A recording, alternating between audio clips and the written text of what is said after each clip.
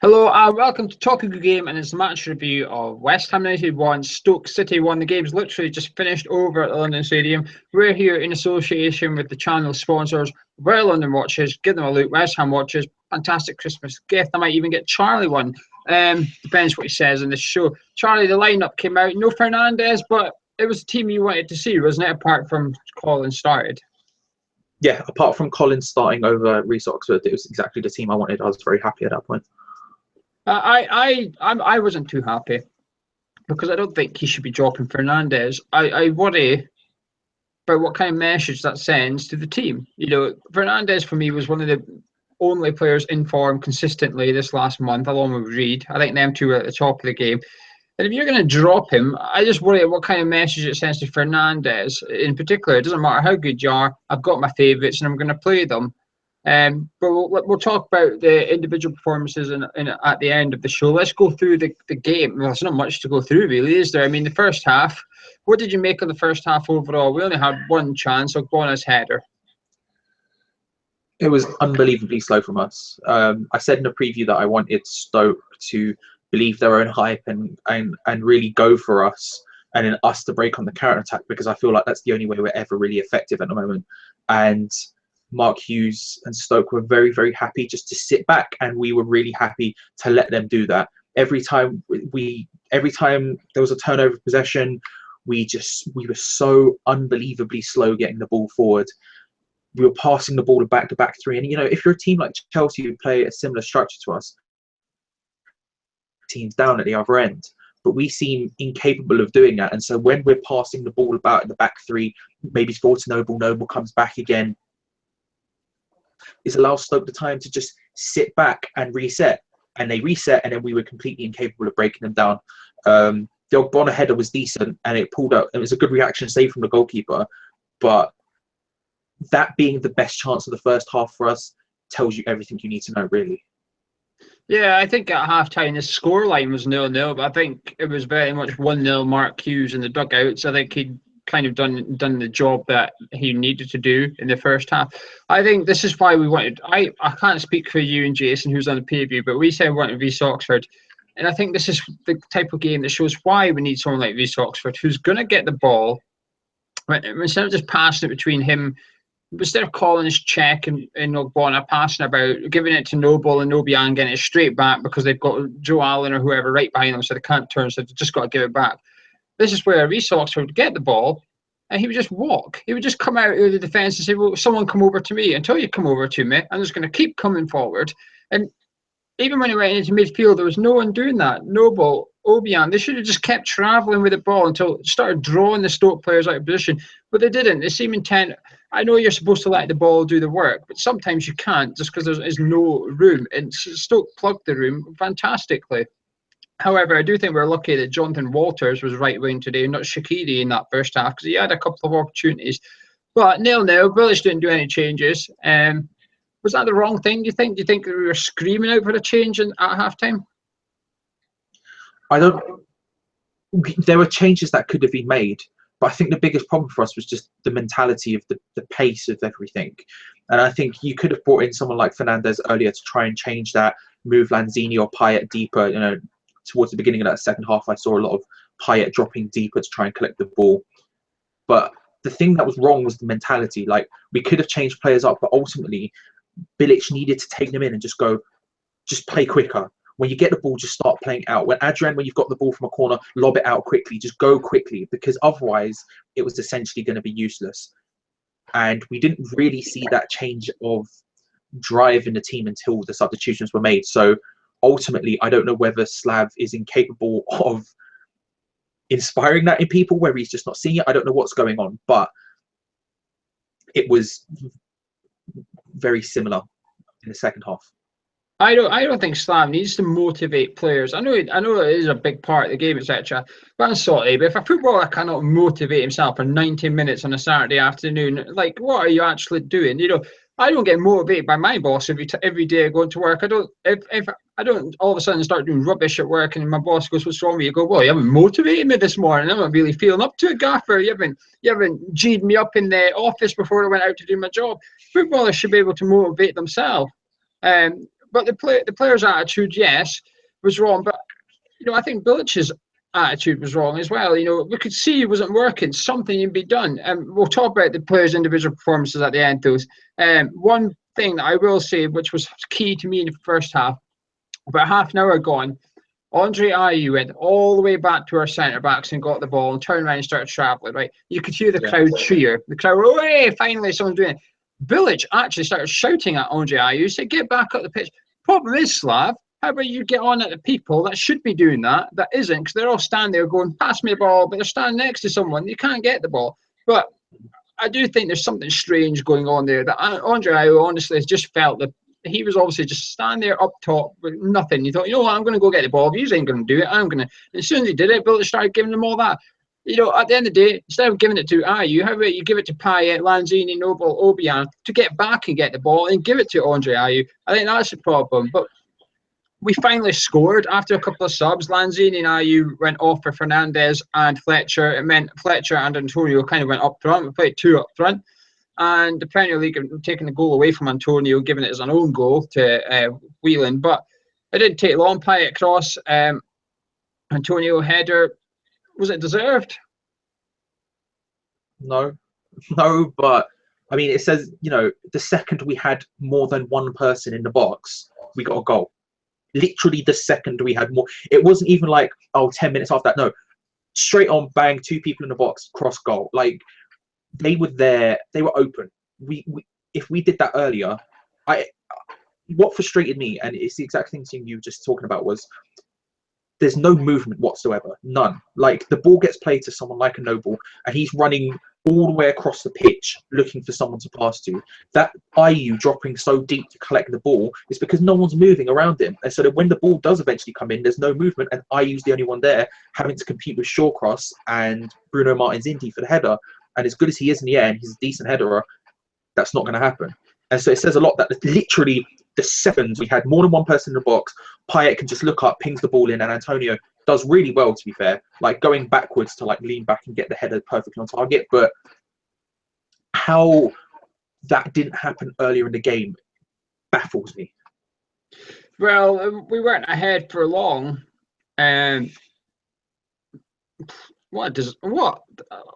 Charlie, what do you make of Stoke's goal? Before you say anything, for those who haven't seen the goal, long ball to Jonathan Walters down the right. He's literally on the corner of the box. He's got James Collins just behind him. There's 4 defenders in the middle of the box. For some reason, all of a sudden, in shot, out comes our goalie in neon orange. So Jonathan Walters can see him coming. He's in a neon orange kit. He's not just going to be blended in. He comes pinging out, wham, right into Jonathan Walters' pen. But it doesn't matter because this is good refereeing, in my opinion. He waits. The ball goes over to Bojan. Fantastic volley. Even if there's a keeper in that goal, that is a fantastic volley. But what is our keeper doing? Why is he in the corner of the 18-yard box?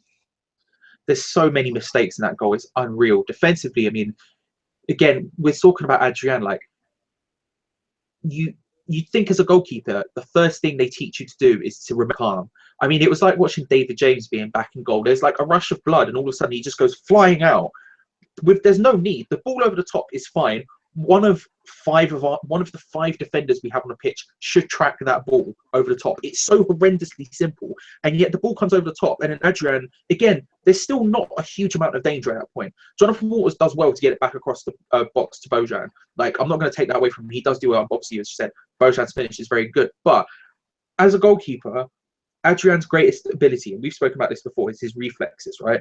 He's able to make quick reflex saves. His strength is not sweeping. Don't sweep, do not come out. And again, we know this, we've known this for years.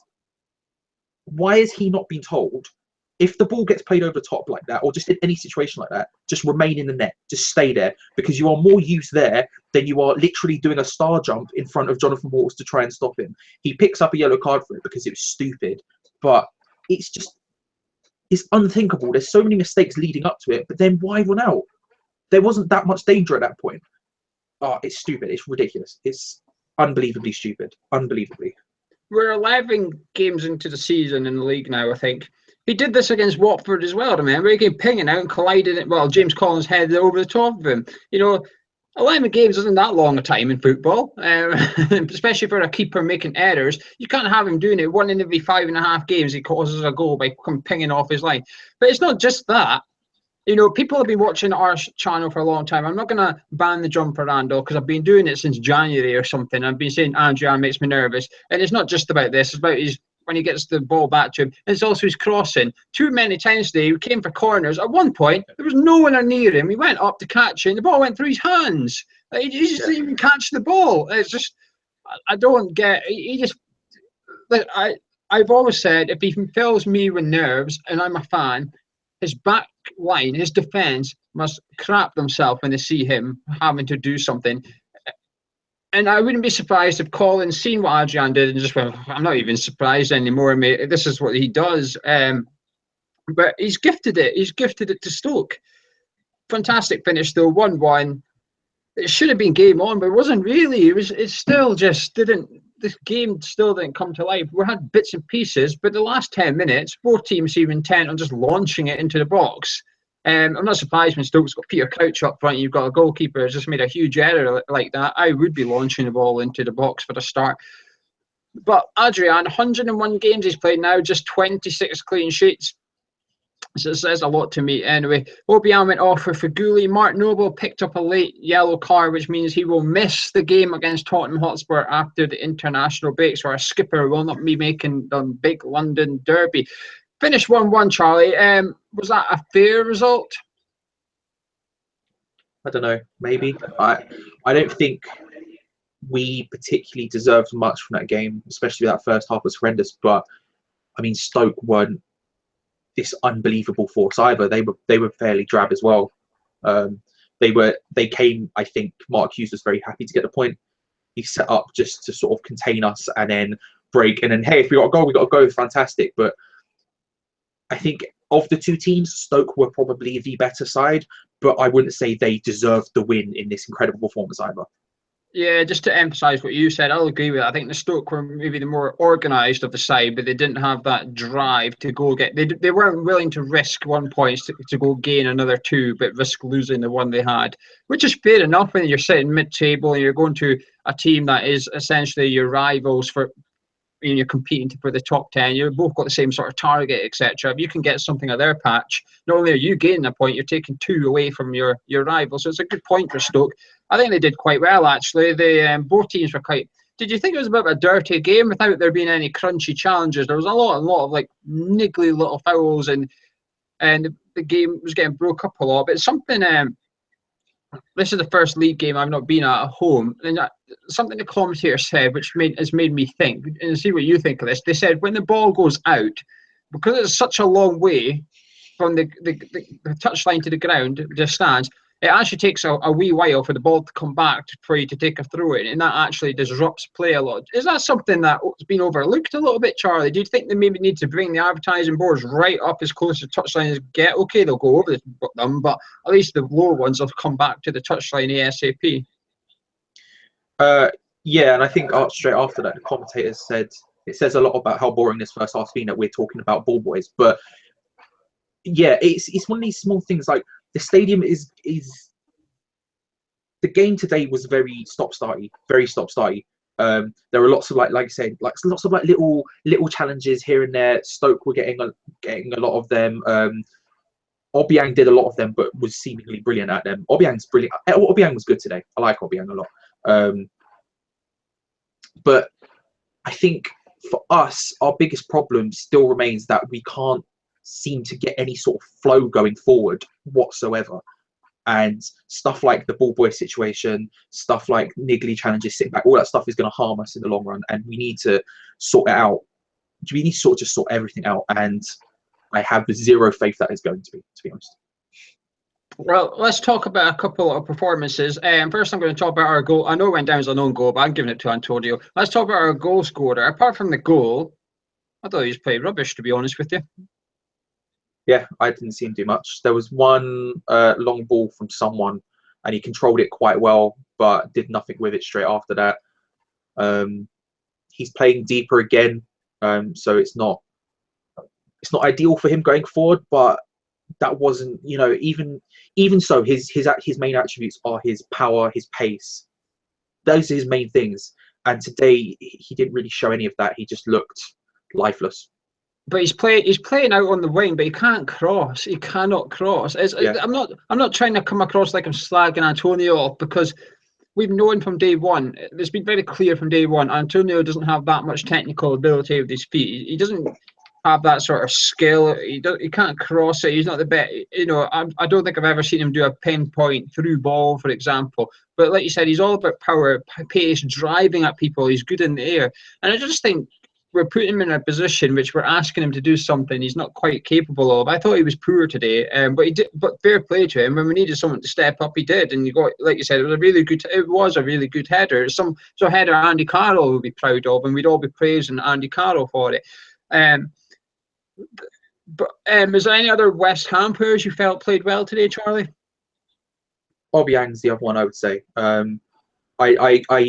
He broke up play really well, like really well. I think without him in the centre today, they would have had a lot more chances going through the centre. Every time they seem to go near him, he seemed to just break the ball up, turn around, pass it off. Obiang just impresses me continuously. I've obviously been a supporter of him for a while, but today he was really well. Ashley Fletcher, when he came on, I'm never not impressed by him. I've never looked at him and gone, oh, well, he's a bit disappointed. No, like, he comes on, he's attacking minded, he drives the ball very well. He seems to have more ability on the floor than people give him credit for. I don't understand. I just really like him. I think he's really good. I think the thing with Ashley Fletcher is he seems to G up the crowd a little bit. I think when he comes on, the crowd think, here we go, this guy can actually do something. And it's not something any of our other strikers can do. He doesn't seem to get the crowd thinking, here we go, we've got something happening here. But this is where my problem lies. At the very start of the show, I talked about Fernandes. It's the same with Fletcher and I suppose Oxford. I know he was injured for this game, but Bilic has to play the youngsters. If the older players ain't doing it, he's got to give these youngsters a chance and say, here's your opportunity to go ahead and do it. And for me, Fernandes took his chance, and when he came on, he wasn't that great. I don't think Fernandes, but it's difficult to come on as a sub sometimes and hit the match tempo straight away. And he got that booking, which I think. But what I will say about Fernandes, he came on up against the best player on the park, which we'll talk about in a second, actually. I want to say Chet Chiati was fantastic today. I thought he was really, really good. That clearance in the first half with his heel, he kind of did a diving header and used his heel to clear it. Fantastic. I know he didn't necessarily mean to clear it that way. He just thought, I'll just get something on this. If he didn't get that, that's a goal in my opinion, because there was someone right behind him with his foot lined up to just knock it into the net. Brilliant play. I thought he was really good today. I think West Ham should just be grateful that Stoke's two creative players weren't on the pitch there. Arnautovic was suspended and Shaqiri was injured. And I suppose Stoke could be a bit grateful that our creative players were missing as well, Lanzini and Payet. Charlie, what about them two? People have been questioning, where were you at Everton, basically? Payet did get his assist, but... Outside of the assist, Payet did nothing. Outside of that one flick, when Lanzini jumped up, flicked it round someone with the back of his heel, ran round and got a free kick, he did pretty much nothing. It's so frustrating because they're both such technically capable players, and yet they're struggling right now to do anything on the pitch. And it's because Lanzini, I think, we've spoken about this, I don't need to say it again, Lanzini is more consistent than Payet over 90 minutes anyway. And I think that's just the way it is. But today he did nothing. Today Payet did nothing. And I can't figure out why. I can't put my finger on it. Maybe you can. Is it because of Bilic? Is Bilic's tactics strangling them a little bit, do you think, maybe? I feel like they're in the right position. Like, on the pitch, they're in the right position. Them two behind the striker, you're essentially asking them to do the job of one person, to do sort of job of a cam in like a 4-3-2-1. Or 4-2-3-1, sorry. You're essentially asking them to both do that thing. But they should work. They link up well. They only linked up well maybe once or twice today. So it should, in theory, it should work. I'm not blaming Bilic for that, but I think it could be the fact that all the concentration of the defensive midfielders just lies on them. Because Obiang and Noble sit deep, there's no one else, and the runners in Cresswell and Antonio don't get there quick enough sometimes, or sometimes they're too quick and they're already gone. I feel like maybe that's the problem. Maybe they can just concentrate on them and take them out of the game. but they should be doing better. I don't think it's solely a tactics thing. I think they just should be better than they are.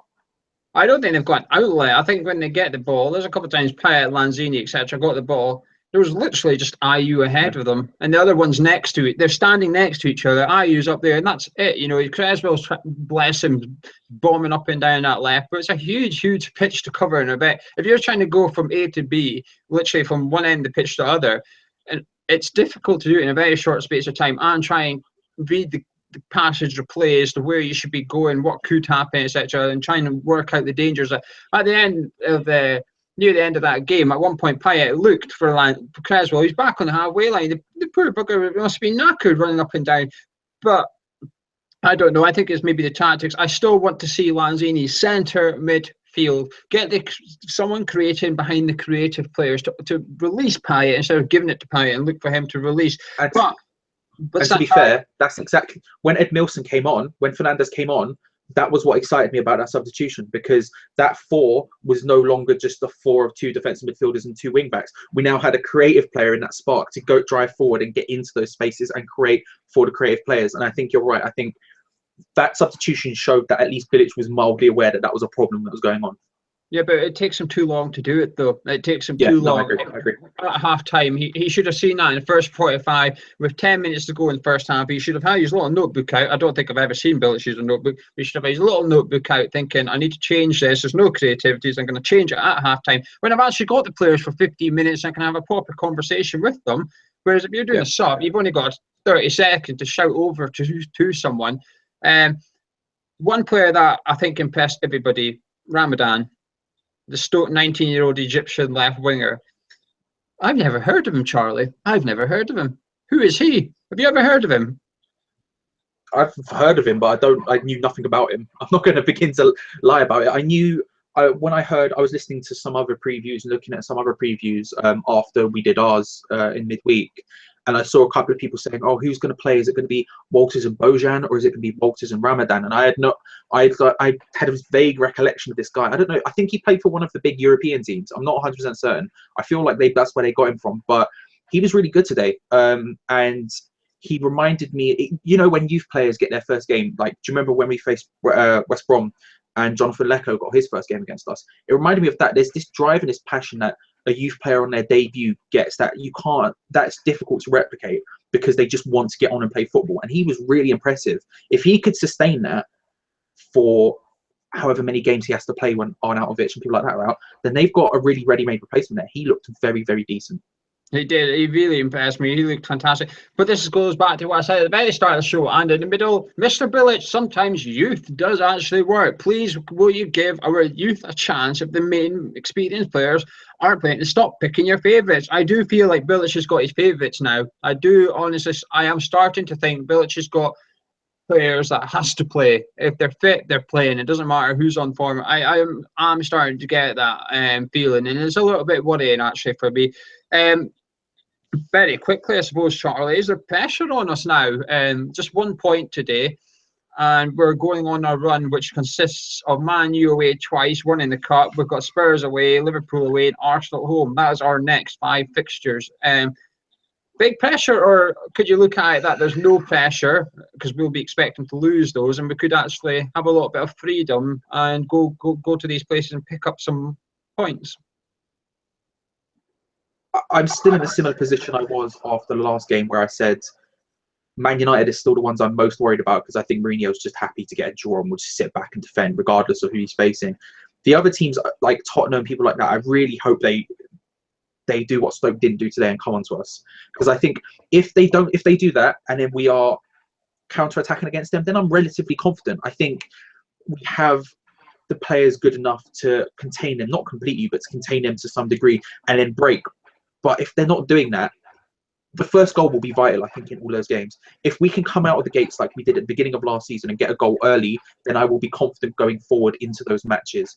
And I think it's going to be the same for every single one. However, if we don't, I don't believe that we've got the ability to break teams down that we really should have with the players on pitch. Well, as we're coming down the show, still a couple of questions left for myself and Charlie to answer. But while we're here, just remind you, if you've enjoyed the video so far, be kind and drop a like on it. And make sure you subscribe to our channel. If you're watching this embedded on the website, click on the YouTube thing on the bottom left here. Go to youtube.com/Hammers Chat. Make sure you hit the subscription button. Now, West Ham aren't playing next weekend because it's International Week. But that means something special is coming to our channel. As you may well know, I'm not Irish, I'm Scottish, and obviously Scotland are playing England. So we'll have a couple of special chocolate good games. And I'll be getting questioned by someone about Scotland, I'll be going up against someone who will be representing England on our channel for the big game at Wembley. West Ham now have gone 17 competitive games and no striker has scored or set up a goal. But you can come on to our forum at hammerschat.com and get involved and discuss all of that. Charlie, what's your final word on the game? Are you disappointed, or are you, we'll just take a point and be done with it? It's the international break. How are you feeling right now? Because I feel a little bit, we should be beating Stoke. Yeah, I feel dismayed and disappointed about it. I feel like that was, again, we have the players on the pitch capable of breaking them down, and yet they're not doing it. And that's a consistent problem we have all of the time. Today, Stoke came, and to their credit, they set up, like you said, they were a better organised team. They set up to contain us, and that's exactly what they did. We couldn't do a single thing. I think there were glimpses of movement there and stuff that were exciting, but again, he's not getting the... Why cross the ball into him when there's two big centre-backs there? It's not going to happen. I feel like we're just stuck in this rut, and I feel like we really need just something. And I feel like the injection of youth is going to be the key. I think if we can get Fletcher on the pitch more, Edmilson on the pitch more, people like that, that will be the key to actually go on a run. But until then, I mean, today was just... It was just boring for a lot of it. It really was. Yeah, you're right. I think you nailed it there. Actually, boring. Neither side looked like they created any glorious chances. Despite having a lot of creativity on the pitch, there wasn't much creativity happening. The players that were capable were there, they just didn't turn up. Fair play to Stoke, they did their job, they got the much deserved point. They'll finish top 10 this season, I think, if they continue to play like that. But it's just, there's something strange at West Ham right now. It's just, you know, this time last season, Charlie, we were third in the league. This exact time last season, we were sitting third, and we had 20 points. We've now got, I think, 11 points or something. It's just something going on. I don't know what it is, but you guys have been watching. Thank you. Make sure you subscribe and comment below. Let us know your thoughts. Do you agree or disagree with me and Charlie? I just think Bilic. To sum it up, I think it was obvious how Stoke was going to play, but for some reason we didn't come up with a plan to beat it. It was almost just like, don't worry about Stoke. We all knew they were going to play 4-2-3-1. You just said it yourself. You watched previews. When we did our preview, we basically named 10 of their starting 11. We just didn't know who played left wing. We only had a 50-50 choice, and we got it right. And the other guy came off the bench and scored. So we as fans can work out exactly how Stoke are going to play, what lineup they're going to play. How come West Ham can't seem to work out and then come up with a plan to beat it? I don't know. I think this new formation, this 3-2-2-2-1 formation, is an away formation or a big team formation. I don't think we can play at home against sides that are not going to be Champions League contenders, essentially. And I think that showed today. But anyway, let us know what you guys think. That's been Charlie, that's been myself. Apologies that there was only the two of us and you've had to put up our boring voices. But hopefully you've enjoyed it. Drop a like, drop a subscribe. Come on to our forum. And we'll be back with our chocolate game next week. It'll be out sometime during the week as Scotland go to Wembley.